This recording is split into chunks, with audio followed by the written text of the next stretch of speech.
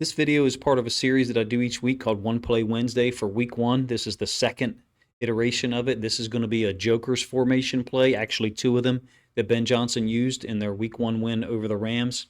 The Joker's formation is characterized by having two running backs in the backfield and the quarterback in the shotgun.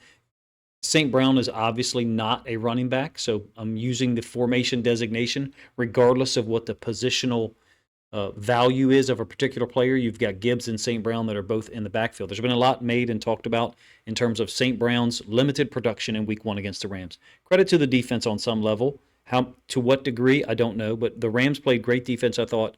A lot of zone, keeping things in front, and they did a nice job of preventing Goff from getting rid of the ball in time. But these plays, I think, are going to illustrate the brilliant design of Ben Johnson's scheme, his offense in general, and the gravity that St. Brown has. I'm going to go through these in a progressive manner, meaning we'll look at the first one first. So we're going to back up slightly here. And it's not Joker's initially. This is the second drive. It's a 1st and 10 from the Rams' 24-yard line. But St. Brown's going to go in motion. And at the snap, he's pretty much in the same position that I just showed you on the previous picture. Joker's set, and I think it's using the gravity of St. Brown. You're getting a fake sweep to him to the top side. And then Montgomery is running through.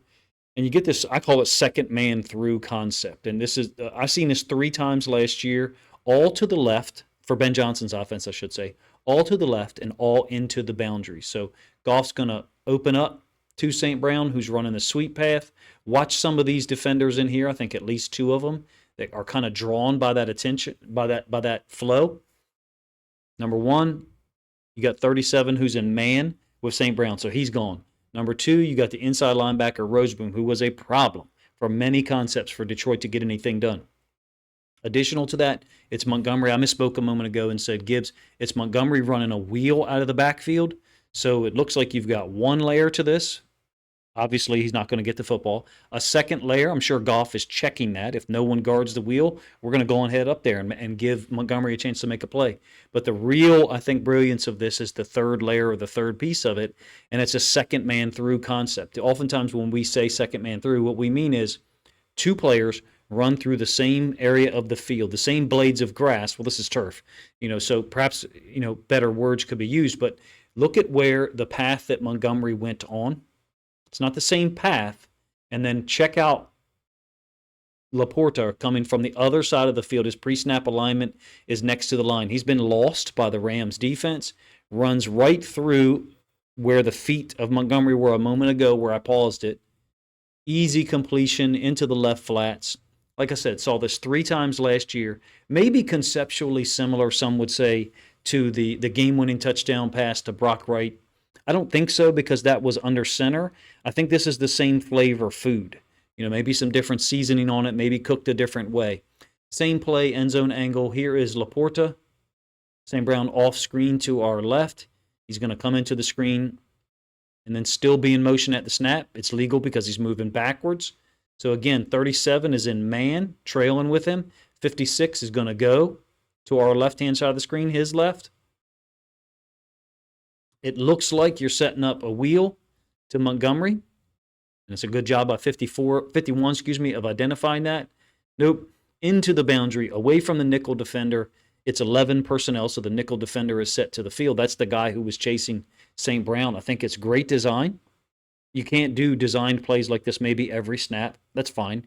But Ben Johnson, his guys do this enough such that I think there must be extensive periods to execute some of these particular plays that have a high level of design to get perhaps one player open, with 2 options maybe. The wheel for Montgomery is the first option, but you've got to assume that that's going to be covered. So 1 possession later, I think they settled for a field goal there on the second possession. This is the picture I showed you a moment ago. You can see the pre-snap alignment is actually Joker's, so there's no motion here. Laporta is set as a wide receiver to the top side of the field, and you actually do have a screen here. Still, conceptually, you could almost categorize this as second man through because you're getting St. Brown motion, and then he's now threatening a wheel. Could be a wheel sit, wheel comeback, whatever. And then Gibbs basically replaces the feet of St. Brown. You can see all the space that is afforded to Gibbs. They actually get Roseboom blocked for.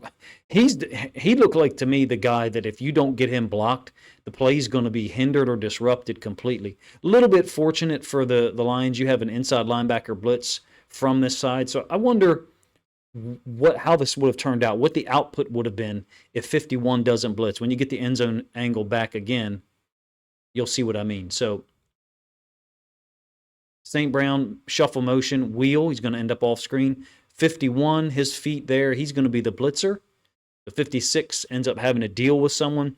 His tandem, his partner, inside linebacker, is gone. He's out of there, so they've lost a second-level support player just by the nature of the call. Ragnow gets up to 56, and you've got the ball to Gibbs for another 14-yard gain. It's never good for any defense for Jahmyr Gibbs to get the ball, get past the line of scrimmage untouched. He's just so good with understanding leverage and being able to manipulate and make cuts.